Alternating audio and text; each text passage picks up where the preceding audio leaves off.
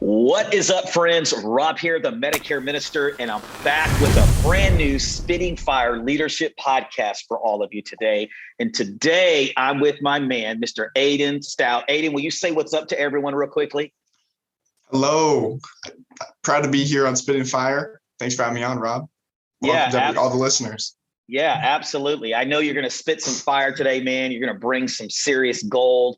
And so excited about that. But listen, guys, before we jump into that today, I want to remind you of two things. Number one is to always please subscribe below, turn on the notifications. That way you're notified every time we drop fresh content like this. And if this inspires you today, encourages you, I like to say if it puts fresh wind in your sails to push you one more day to go after your dreams and the goals and the vision that I believe God has for your life, comment below, give Aidan some feedback and let him know what he said today encouraged you in some powerful way. And as always, we do this simply because I believe there's a leader in all of you. And I pray that something that these leaders that we interview say would inspire you to not quit and to bet on yourself and to go after everything that I believe God has for you. So, Aidan, thank you so much, man, for being here today. I'm so excited to have you on. And what I always like to do in the beginning is always ask our guests to give us what I call a 30,000 foot view of their story. So tell us a little bit about your background, maybe some of the transition time up to what you're doing today. Absolutely. So I kind of my background was soccer. I loved soccer growing up. Ended up playing through college and then finished that up around 2018. I focused studying on business, so I knew I wanted to get into the business field, but I wasn't sure how. I wasn't sure where I could find the most purpose or the right demographic of people. I was kind of overwhelmed. I ended up going the practical route and beginning to get my Medicare license because my dad had a Medicare business. Okay. And at the time, you don't really understand how great that can be. So that's kind of where I learned the first couple of years. And then what's really giving me purpose now is I read a lot into American retirement in the first couple of years I was licensed. And I got really excited about the information that the masses don't know and the information that needs to be communicated. Now that is kind of where I'm at. I am learning how to teach more and more people how they can harness compound interest in the long term to benefit their families. And it's getting really exciting. So that's where I'm at now. Yeah, it's awesome, man. I'm a soccer dad. I have two sons that have played soccer. One of them actually went to community college, earned a full ride scholarship. Wow. And then my 13-year-old, he's playing soccer. He's a defensive back. So I want to ask you this just because we love soccer, but I want to ask you this. What is something that soccer taught you that's contributed to your success now? Oh my gosh, so many things. It was one of the most helpful teachers I had. And I played junior college as well, so that's really cool. But basically, the game teaches you to kind of control what you can control. And there's a lot of items you can't control. And I'd say it works a lot for business. Kind of, in the sense that, business, maybe more responsibilities placed on you.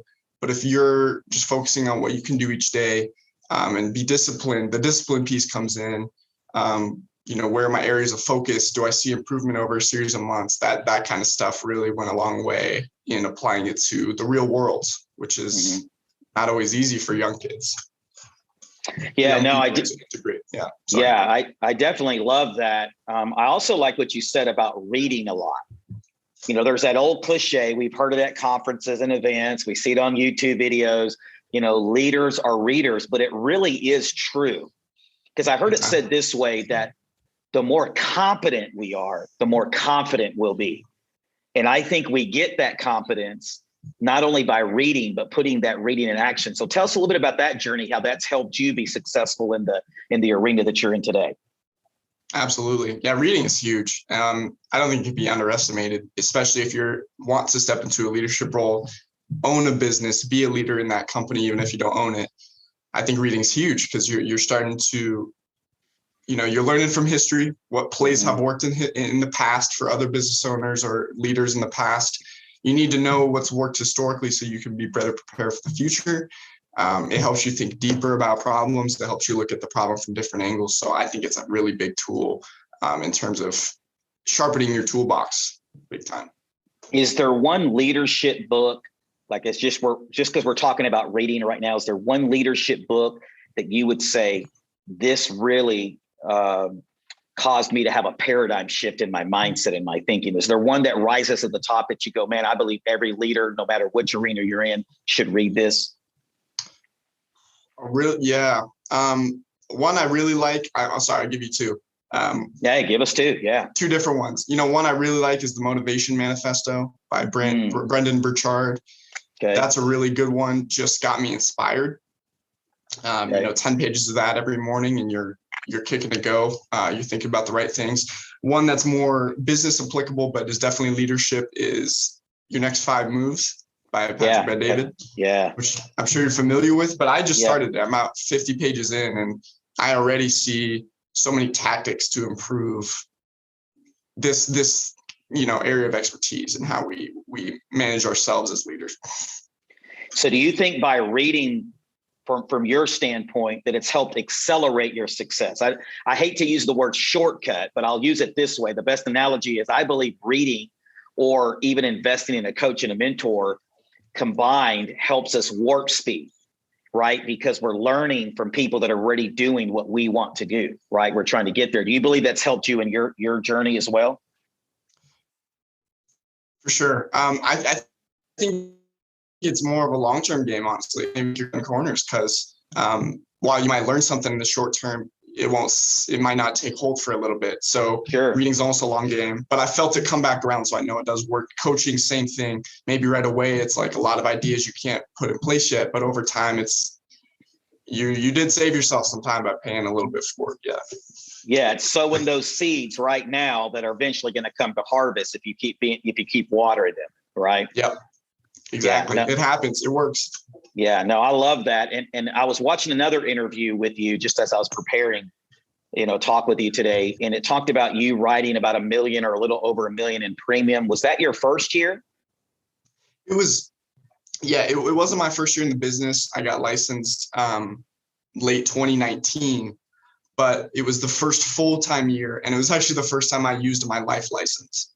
Wow. So that's kind of why we went there. But yeah, first year writing life business, we got $1 million in premium, and it's not all down to me. It's down to a system that works and a structure that works, but also putting in that knowledge time that was kind of, I got to harvest this year, and it's kind of beautiful and stuff like that works out.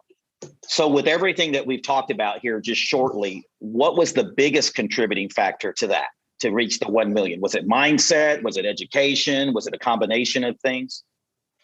Great question. Early last year, I kind of just got this feeling like, hey, man, now is the time. You've been waiting for an opportunity to take off in business. Things are working out. If you show up every day, this is possible. And that I just really kind of took hold, and everything else, family, friends, still very important, but the other distractions of life, see ya, because now is the time that we can get ahead a little bit and build a business and help more people. Sure. And would you agree, because you just mentioned it, I want to just stay here for a second. I know for me personally, distractions has been a consistent sabotage of my success over different seasons in my life. Absolutely. What is maybe one way that rises to the top that you say, this is what helped me eliminate distractions so I could write that 1 million in premium? Could you give us a little tip there? Yeah, great tip. And this took me a while to learn, so I feel like it can really benefit someone new. Can you schedule out something fun for yourself, like 2 months away, a trip you want to go on, something wholesome, not something where you're going, up to the casinos or something, but something where you're taking a trip where it helps you hit the reset button.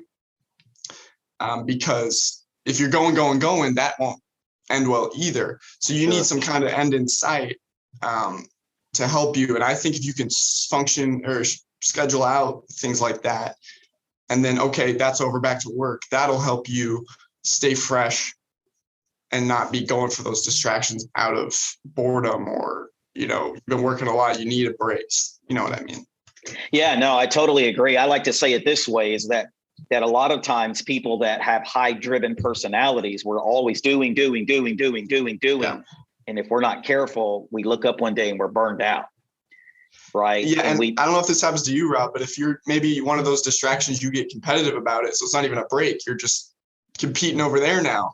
right. So how can you, does that happen to you? Yeah, it has. It has. And I agree. Yeah. And you start just doing. I've done it in ministry as a former pastor, church planner. And I've done it also in the business world. And it's just like, you don't ever learn how to be. Right. And that's what you're talking about, going, having that being time of just being, just learning how to just relax and rest. And I think a lot of people in our world, extreme one way, they never do anything. So they're over here. Right. Or you have people that are extreme doers over here and they wind up, burning themselves out. So that's a great tip. I also heard you talk about the power of events, or talking about events. What's the biggest breakthrough you've had in an event? Can you share that with us? Absolutely. I love talking about this stuff because, again, got started in 2019. I was kind of unaware of how big this industry is, of 8%, things like that. Things that seem silly now, but at the time it makes a lot of sense unless you knew how to look for it. But those events, once I got turned on to it, it was like, okay, I'm not alone in this. There's thousands of people that go through the struggles of what we're doing. Or the hard days. There's great days, but there's hard days. And so when those events come around, it's a great way to refill your energy with, people like yourself, bringing the energy, helping me get filled back up, because that's what we're doing every day. That's why my team, I think, is, okay, I got to help refill myself because energy will dwindle. What can I do every day to keep my focus high, regenerate? So I think events are amazing for that. Yeah. What for you though, like, can you narrow it down to one specific, maybe a paradigm shift? I know that's an overused word, but was there just a shift that you sat there, or you were at a dinner, or you were just networking, that you go, oh, this is going to take me to the next level, and has? Can you look back on a defining moment? I can, Rob. That's a great question. So I was sitting, listening to Cody. He was presenting his keynote at 8%. Yeah. And he was just, I was getting inspired. He's doing a great job. And he was talking about how he had put $50,000 towards a mastermind with Grant Cardone at 10X, the 1% of the 1%. And I said, you know what? I see a lot of value in that. I want to be the person with the lowest income in the room. If you're around people that make more or more successful than you, know things you don't, saves you time, as you and I touched on earlier. So I wrote that down, and 10 minutes later, he shared the inaugural Power Players thing.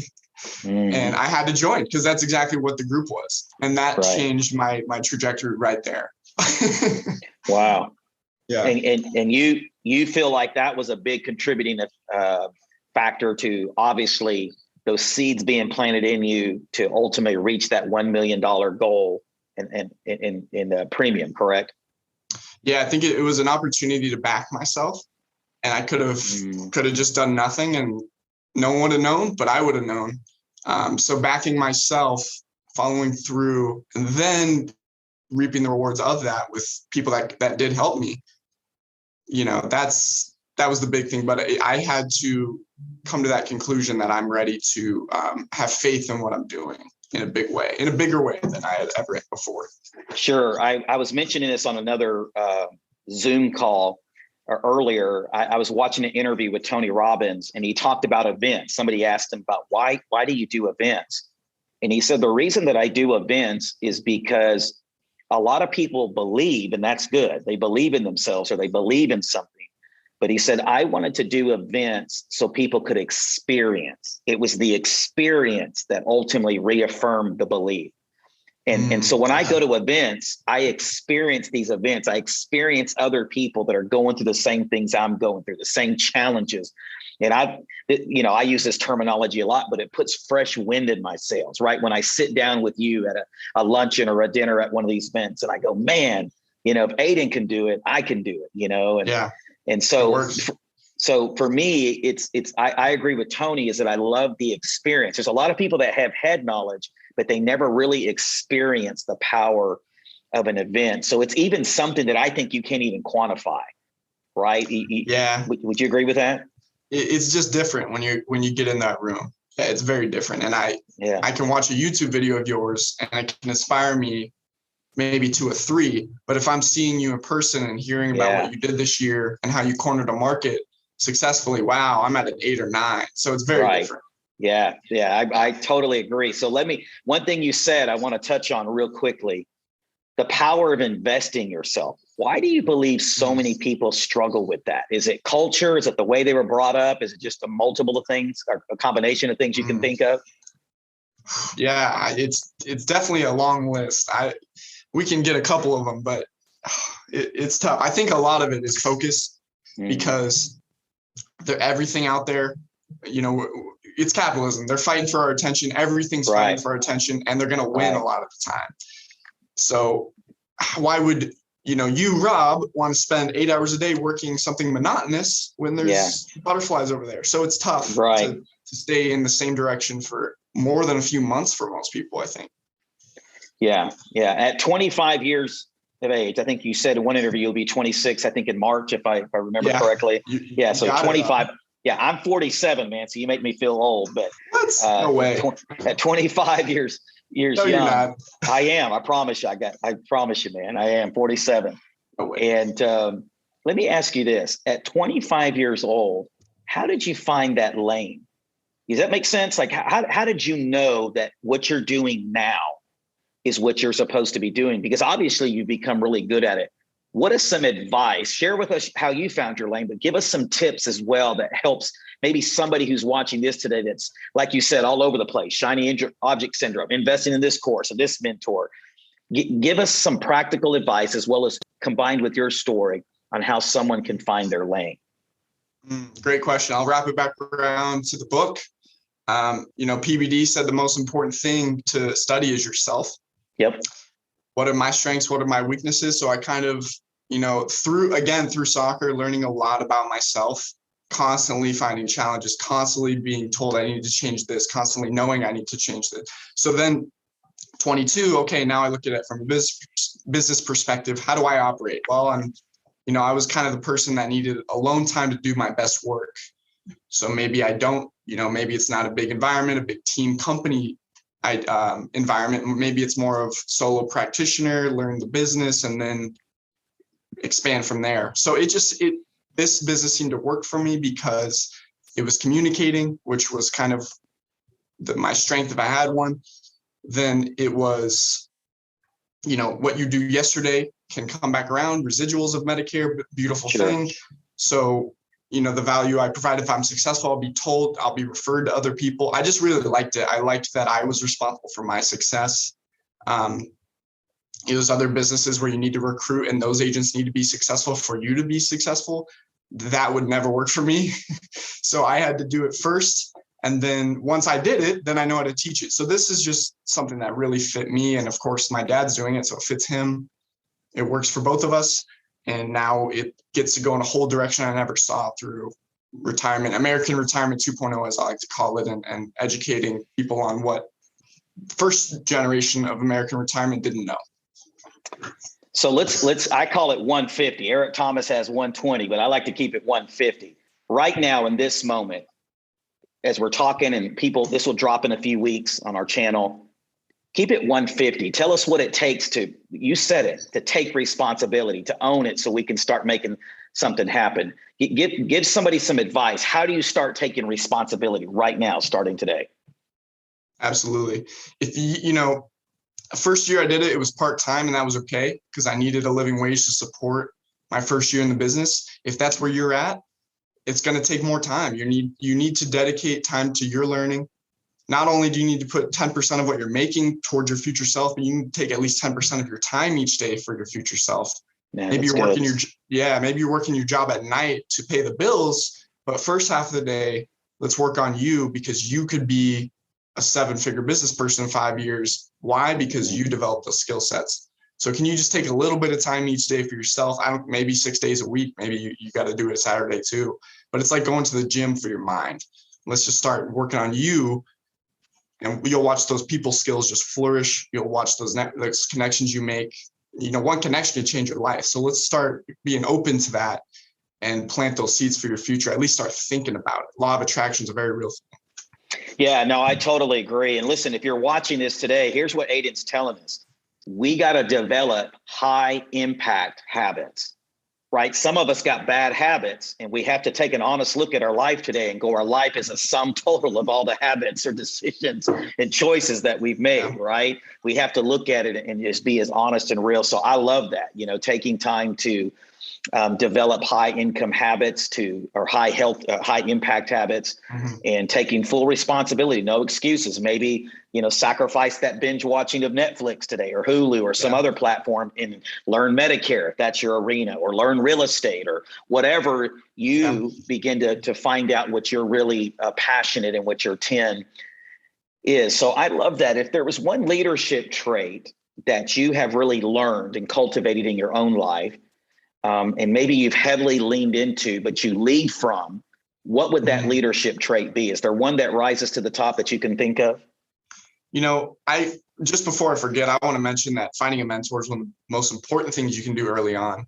I think it's a big leadership flex, if you will, to find a mentor. Like Rob's talking about, work Medicare into your morning schedule. Yes. And also find someone like Rob who can help you not make the same mistakes. So that can't be undervalued. But one thing I would say that's really important is I'm never going to ask an agent to do something I wouldn't do. Yeah, that's good. Because then I can tell them how to do it. I can tell them if they're thinking about it the wrong way. That just makes sense to me. And I think, honestly, times growing up, some of my leaders didn't do that. And it really, really got to me. So I want to be the person that's at least doing it before you do. And then I'm happy to ask you to do it, but not if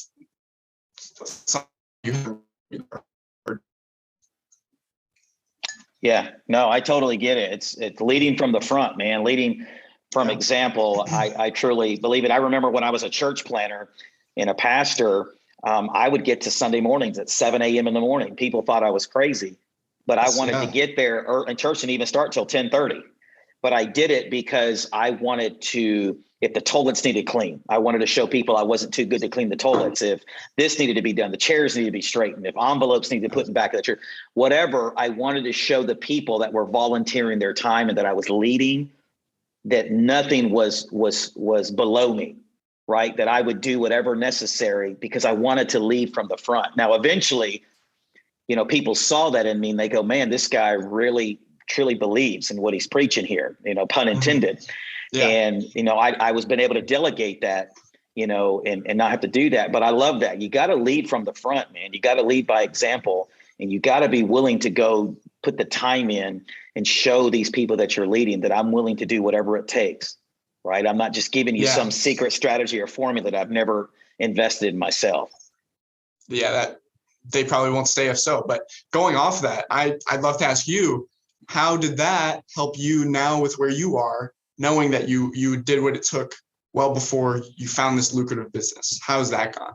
Sure. So my story is really crazy because I was one of those shiny object syndrome guys by nature. And I hate to use the word ADD, but we all use it. So I'm very ADD. I'm all over the place and I get excited and I'm a very energy passionate guy. But for me, what helped me was when I began to lead that way, people really knew that I loved them. You know what I mean? People really knew that I loved them. People really knew that I was practicing what I was preaching. And so some of the most successful agents in the business have been those that have served with me in that arena. They saw me firsthand in that arena and they knew they could trust me in another arena. You know what I mean? And so I just encourage that people that are watching this today, you never know who's watching you. Yeah, that's amazing. Right? And you'll be surprised that they're even watching the smallest things, seeing how you respond and react and we called them fellowships in the church, where people came and ate. And even at those, I was never too big to go clean up the plates, throw out the trash, stay late afterwards and make sure everything got cleaned up. But I did it because I wanted people that I was leading to know this. And this is very important, that I would go to hell and back for them. When it got messy, when it got dirty, I was still a leader that said, come on, man, let's make this thing happen. So if you're a leader today, you never know who's watching And people want to really know that you love them. See, I believe the greatest way to influence people is for them to know without a shadow of a doubt that you as a leader love them. And I think when you're willing to do the smallest thing, it shows those people that you really love what you're doing and you care about it, but also that you love them enough to get in the trenches as well. Big time. And if no one's heard Rob's podcast until this episode, he had people come work for him after that or work with him because they saw him do that. That is powerful. Yeah. Yes. And that's yeah. I didn't have to sell them, right? Because you know this, even at 25, you probably learned this. And a lot of leaders, I wish they would grab this sooner, is that people buy you first. You can give them the 150% comp plan or the, free leads or the greatest strategy, but what they're really buying is you, Aidan. And if you haven't sold you, and I don't mean that in a shady way, I mean that if you really haven't sold you as a leader, I promise you those people are going to quit when it's hard. They can see it. Yeah. They can see it. They can see it, man. And so that's some good stuff there, man. I appreciate you, bringing that up. So let me ask you this, because I ask everybody on the podcast, and then we're going to dive into some tips that maybe you can help us, write some more premium, or some tips that have helped you write, $1 million in premium. But I ask everybody that comes on the podcast, if there was one word that you could use to describe yourself, what would that one word be? I'm very resilient. Resilient. Yeah. So how has being resilient helped you have the success that you've had today? Can you expound on that? Sure. / resourceful. But those are the two I want to be associated with. Resiliency is kind of like the 8%, I could make poor money the first 3 years. I still wouldn't have left.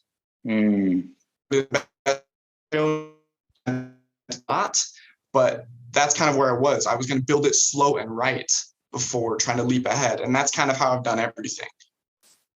I went to a 2-year school because I didn't know my plan if I went to a 4-year school. So I took that side step. Let's not skip any steps. Let's learn. And so I got resilient. Resiliency comes in because there was challenges along the way, but it didn't deter the direction. The direction stayed. So if you can get going in the right direction, I don't care how long it takes, that's so much more than the majority of people are doing, because they're flip-flopping direction all the time. Yeah. So talk about resourceful though. Tell me how resourcefulness has contributed to where you're at today. Sure.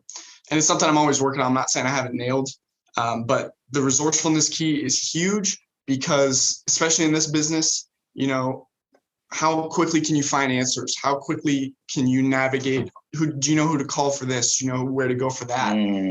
Yeah.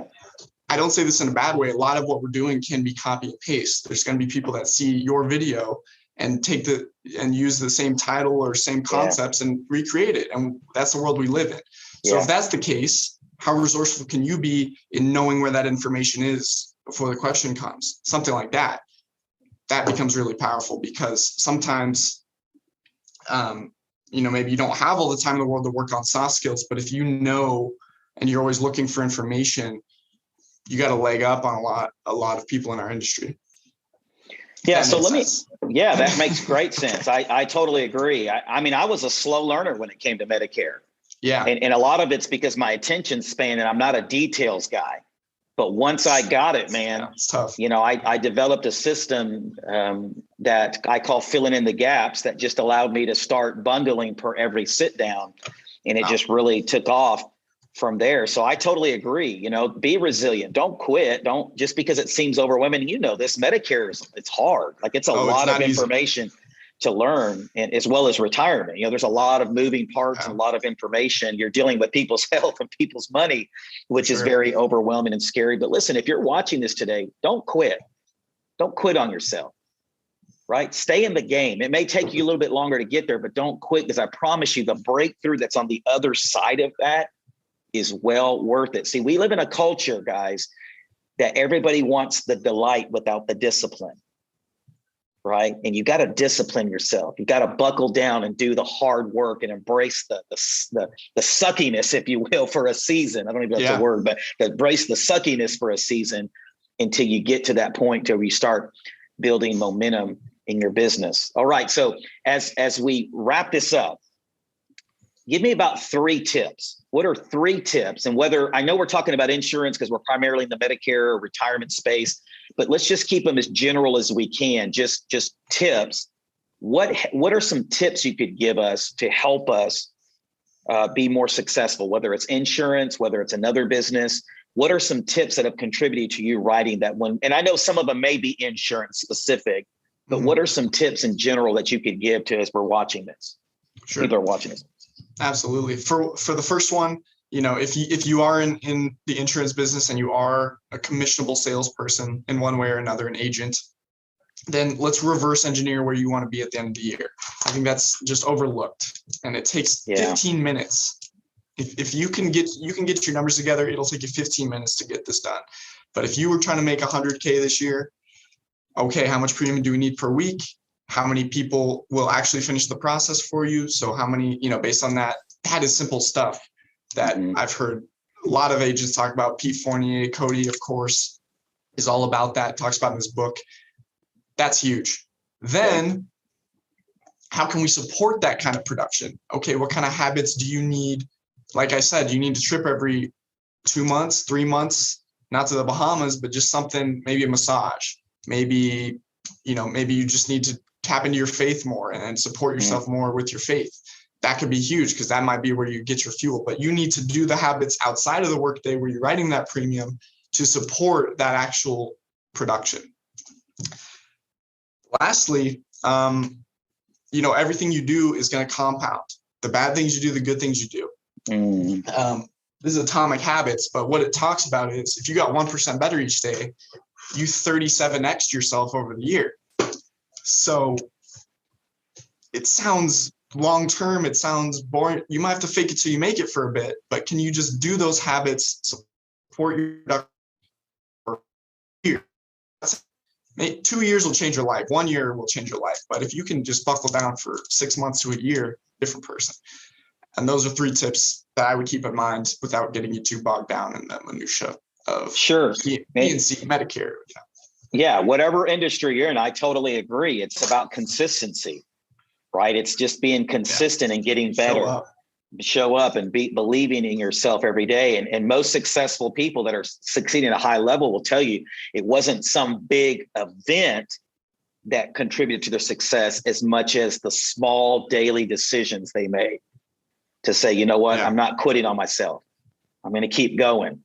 I got to purge this habit. I got to replace this bad habit with a new habit. And it's continually getting better every single day. I always challenge people this. If you're not a reader, if you just start listening to podcasts for the mind, to get your mindset right, I challenge people, if you do that for 90 days, you'll be surprised how different you are every 90 days. Yeah. Right. And I always believe in starting your day off right with it. Right. I believe what you do first in the morning ultimately dictates your day. Yeah. And at the end of the day too, I've heard it's those first and last 30 minutes are amazing. The final thing I wanted to add, because you made me think of something. Sure. Is I was listening to this guy who's really successful in the Airbnb business, and he's in his early 30s. He's doing amazing. But he said what was most important in his 20s to get there, he said 10% of it was brain power, 10%, 90% consistency. So even if you can't critically think amazingly every day, you're not sharp in your meetings 2 days out of the week, don't judge yourself. Keep showing up. That is some millionaire telling us that 10% of it's brain power, the rest is showing up. Yeah, no, that's good, man. I believe that totally. Well, tell us where we can find you, man, as we wrap this up today. Sure. Are you on what social media platforms? Do you have a website? Absolutely. So on Instagram, we are Your Compound Coaches. Okay. On YouTube, we are Your Compound Coach. And that is where we distribute a lot of free educational material on how to harness compound interest, not telling you which medium will work best, but just the principles of how it works. And then I'm on LinkedIn as well, Aidan Stout, if you'd like to connect there. But what I'd really love to offer you guys is more education. How does compounding interest really work? How is it optimized? Where did American Retirement 1.0 go wrong? Things like that. If you want to learn more and you're serious about harnessing long-term net worth potential for your retirement and your family, check out compoundinterest.com/lifetime income solutions. You can do the normal compoundinterest.com. That'll give you some of it. If you do my link, you get the good stuff. Okay. So what's the goal real quickly? What's the goal for this year? Double the 1 million, 1.5? What are you thinking for 2022? That's a great question. We're at least going to double everything. I'm trying to get more into the annuity space. So that'll, I can't take that for granted. That'll take time to learn and get up and going. Medicare is very important to me too. So we would love to do at least 2 million, but we're growing a team. So ideally more, but just getting the word out to more and more people. It's been amazing so far. And I know it's been needed. So that's really where the education comes in. Awesome. Well, friends, as we wrap up today, once again, I pray that this has put fresh wind in your sails when this comes out in a couple of weeks. And I pray that something that was said today inspires you to invest in yourself, to bet on yourself. Because I truly believe this. I truly believe that all of you deserve to win, but you have to see it for yourself.